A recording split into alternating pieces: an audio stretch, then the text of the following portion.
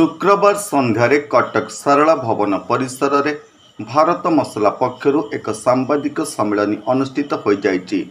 चलित वर्ष पवित्र गणेश पूजा अवसर रे कटक रामदासपुर स्थित भारत मसला परिसर रे 26तम भारत प्रतिभा सम्मान 8 जन को प्रदान करा जिवो बोली सांबादिक सम्मेलन रे प्रकाश करा जाइछि।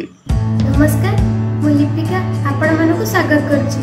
नुआ रूपरे होली टीवी ओडिया सहित जोड़िया आपण माने लाइक करंतु, सब्सक्राइब करंतु, शेयर करंतु। ये प्रभु जगन्नाथ देश जार मुख्य भूमिका ओडिया पुओ मानकर जय जगन्नाथ से माटीर पिला जेहेतु आपण मानकर माध्यम पुरपल्ली जो समाज पहुँचाई पार्टी विशेषकर आम उभे गोटे अंग कारण आम हांडी साहब सेवा करुचु, आपण जनसाधारण सेवा करुचु, उभे आम सेवक। तेणु मालिक नुहे सबुर मालिक आउ जोड़े जहाँ वर्ष पर वर्ष बीती चली गोटे साधारण गाँव आम आसी आपण पाखे ठिया कर सर्वप्रथम ओडिया ओडिशार जनसाधारण को प्रणाम करी एवं आपण माने चतुर्थ स्तंभ आपण भी प्रणाम करी कारण आम उभे गोटे भाड़ीर पारा। तेणु मुझे समस्त को सब मीडिया अनुरोध करी जे आम परस्पर जड़ित हो आसचु।